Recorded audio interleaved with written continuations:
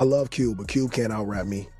I love Cube. And by the way, the reason that Cube can't out-rap me is because I used Cube's legacy to help me sharpen. Right. I used Snoop's legacy to help me sharpen myself.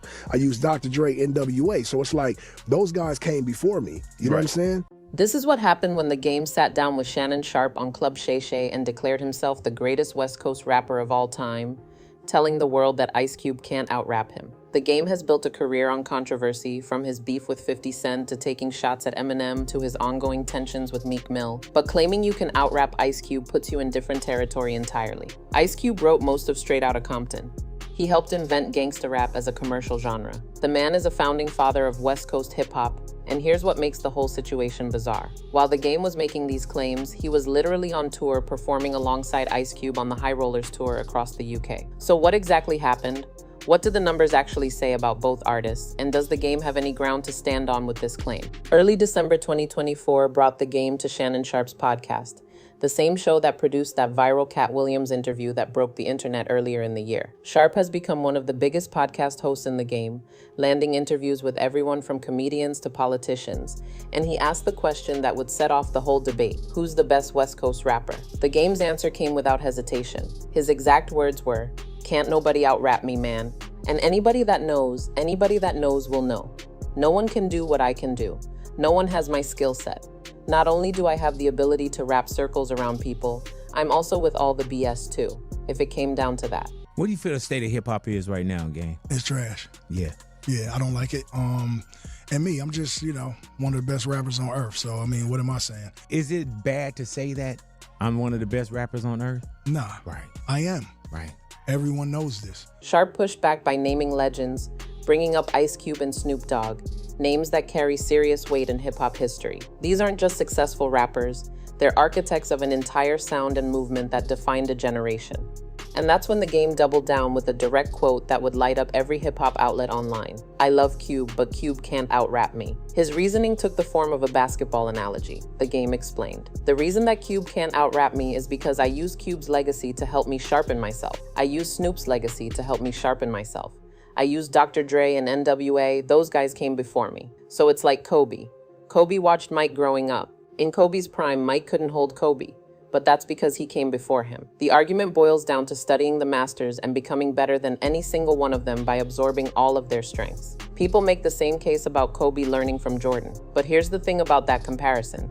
Kobe proved it with 6 finals appearances and 5 championships, competing against the best in the world. If the game wants to invoke that logic, his resume needs to stack up against what Ice Cube accomplished. Understanding this debate requires understanding what Ice Cube built, and the scope of his influence stretches back to the late 1980s, when hip-hop was still finding its identity. The man was a founding member of NWA and served as their primary lyricist, writing the majority of Straight Outta Compton, an album that moved over 3 million copies and changed hip-hop forever. What was happening? It was just it was a really long song that Cool and Dre had produced.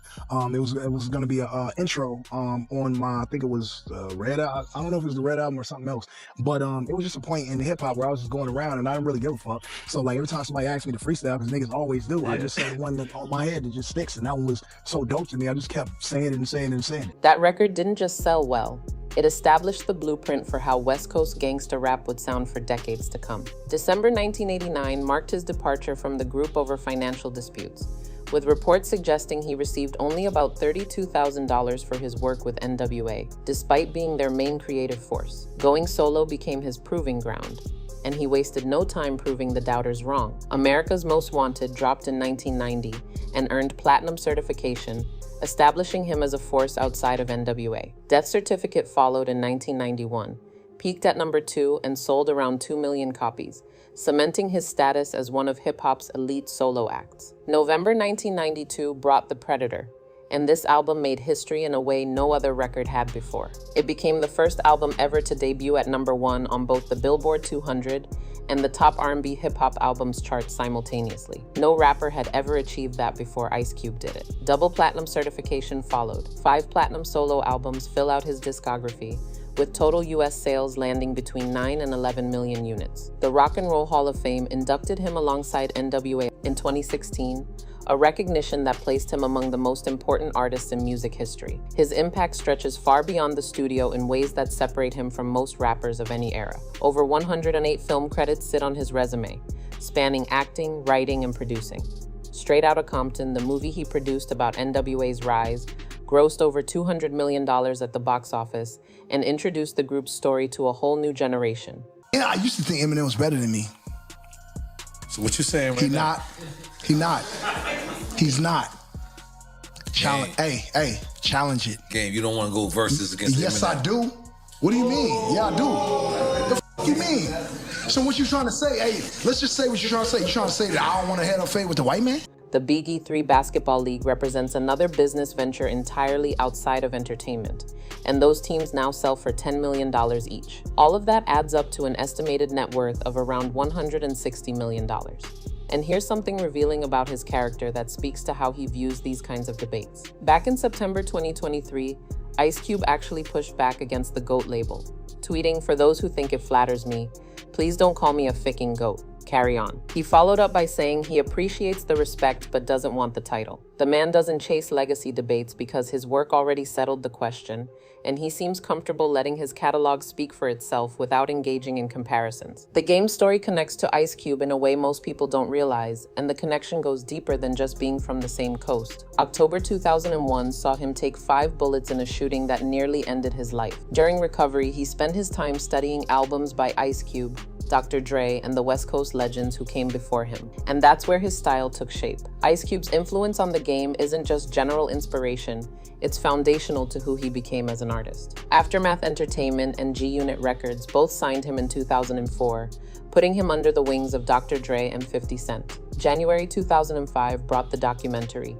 which debuted at #1 on the Billboard 200, moved 586,000 copies in its first week, and became the 16th best-selling album of that entire year.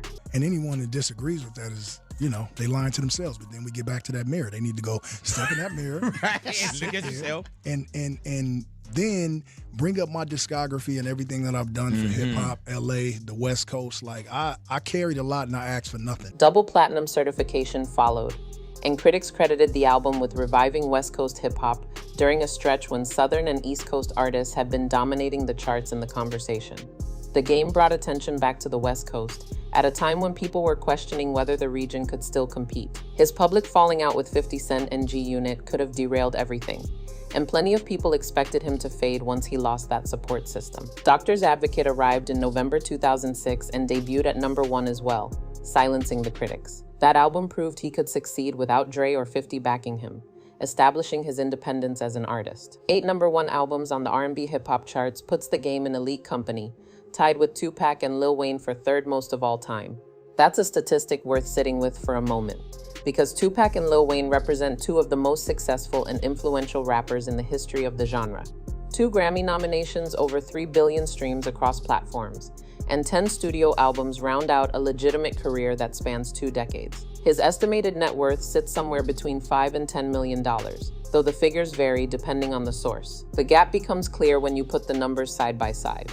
Around $160 million for Ice Cube versus somewhere between $5 and $10 million for The Game represents a massive difference in overall success. The Predator made history as the first album to debut at #1 on both major charts. The documentary sold extremely well and revived interest in West Coast hip-hop, but nothing The Game released changed the industry the same way or set records that still stand today. Because I was so fresh to hip-hop and the recording process, when I wrote my raps, I didn't know rap format. So I didn't know you had a 16-bar verse or a 12-bar verse, and then you have an 8-bar hook. I didn't know any of that. So all my shit was freestyles. But I'm from Compton. So when I was doing my, when I was recording, them niggas was thinking like I was on some New York freestyle. What makes this whole situation strange is that The Game and Ice Cube are actually working together right now, which adds a layer of complexity to everything he said on Club Shay.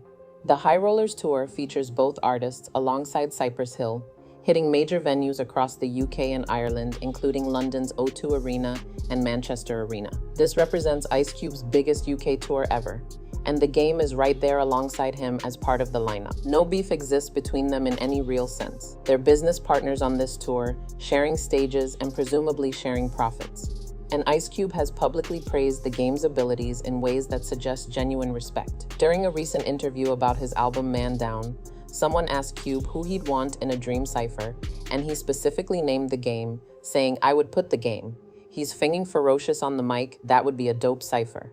Ice Cube himself acknowledged that the game is a problem on the microphone, calling him ferocious, which isn't the kind of word you use for someone you don't respect. Mutual respect flows between them despite what the headlines might suggest. And that's why the game's comments read more as confidence and promotion than genuine beef. The man has Documentary 3 in development and recently dropped a mixtape called Gangsta Grill's Every Movie Needs a Trailer. Making noise has always been part of his playbook, and controversial statements generate attention for upcoming projects. This pattern of provocative statements runs through the game's entire career, and understanding that history puts his Ice Cube comments in proper context. 2022 brought the Black Slim Shady, a track going at Eminem that caught widespread criticism for being unnecessary and poorly received, and Eminem never bothered to respond. The lack of response might have been more damaging than any diss track could have been. His 50 Cent beef stretched from 2005 all the way to around 2016 before they eventually reconciled, representing one of the longest-running feuds in hip-hop history. The G-Unit movement he started became a significant chapter in mid-2000s hip-hop drama. Tensions with Meek Mill included calling him a snitch and releasing diss tracks, and that situation remains unresolved to this day. West Side Story in 2004 allegedly contained shots at Jay-Z, but Jay never even acknowledged it, which seemed to diminish the impact entirely. Bold claims get made, sometimes something comes of it, often nothing does. The artists he targets frequently just ignore him entirely, and that silence sometimes speaks louder than any response could. LA rapper Glasses Malone came to the game's defense after the comments went viral, pointing out that all LA rappers are bred with that confidence. West Coast hip-hop has always carried that swagger, that unapologetic self-belief baked into the culture from the very beginning. Claiming to be the best isn't seen as arrogance in that world, it's seen as a requirement. Bar for bar, the game's claim isn't completely detached from reality, and dismissing it entirely ignores what he's accomplished as a technical rapper. Technical ability, complex flows, and wordplay define his style. 10 studio albums worth of active recording kept him sharp, while Ice Cube shifted focus toward film and business ventures. The game has remained in the booth, consistently releasing music and competing with younger generations of rappers. But the counter-argument hits hard and speaks to something deeper than just skill. Ice Cube created the template that the game learned from, which the game himself acknowledged in his Kobe analogy. NWA invented gangsta rap as a commercial genre, and Ice Cube was the primary lyricist making that happen. Songs like It Was a Good Day and Check Yourself became cultural touchstones that still get referenced decades later, embedded in the fabric of American popular culture in ways few hip-hop songs ever achieve. One criticism follows the game everywhere he goes, and it speaks directly to how he approaches his craft. Drillmatic alone contained 377 name drops, 377 references to other artists, other legends, other moments in hip-hop history packed into a single project. Critics argue that referencing greatness doesn't equal creating it, and one writer put it bluntly: his name-dropping has left him no one to defend him. When you spend your career shouting out legends, it becomes harder to claim you've surpassed them. The general consensus lands somewhere specific after all the debate and discussion. The game might compete bar for bar in pure technical rapping ability, and anyone who dismisses his skills entirely isn't being honest. But Ice Cube operates on a different level of cultural impact and foundational influence that transcends technical ability. Ice Cube helped create the West Coast sound that the game would later master. The game made his claims on Club Shay. The internet reacted with think pieces and hot takes, hip-hop media ran stories everywhere, and then nothing escalated beyond the initial conversation. Ice Cube hasn't responded publicly, which fits perfectly with his whole approach of refusing to engage in GOAT debates. The man who doesn't want to be called the GOAT certainly isn't going to argue about whether someone can out-rap him. Both artists continue performing together on the High Rollers tour as if nothing happened. Documentary 3 remains in development for the game, promising another chapter in his ongoing catalog. Ice Cube dropped Man Down in 2024, his first solo album in 5 years, proving he can still deliver when he wants to. Friday 4 is confirmed as in development, giving fans of his film work something to anticipate as well. No diss tracks are flying back and forth, no social media wars erupting, no tour dates getting canceled over tension. Just the game doing what he always does, making bold claims and getting people to talk about him, while the business relationship continues unaffected. The game claiming he can out-rap Ice Cube is like a master craftsman saying he's better than the person who invented the tools he uses. Pure technical skill might give him a case, and 20 years of studying the greats refined his abilities considerably. nobody should dismiss what the game can do on the microphone. But Ice Cube's legacy extends beyond bars and verses into territory the game hasn't touched. The man changed the entire landscape of hip-hop, wrote the blueprint that artists like the game followed, and built a $160 million empire spanning music, film, and sports. His influence shaped not just West Coast rap, but the entire genre's direction. The game crowned himself king of the West Coast on one of the biggest podcasts in the country. Ice Cube doesn't even want to be called the GOAT and actively rejects the label. That contrast reveals where these two stand in their careers and their legacies more clearly than any sales figures could. One keeps trying to prove something. The other stopped needing to prove anything a long time ago. So what do you think? Can the game really out-rap Ice Cube bar for bar? And does pure technical skill outweigh cultural impact? Drop your take in the comments. And if you made it this far, subscribe and hit that notification bell so you don't miss the next one. I'll see you there.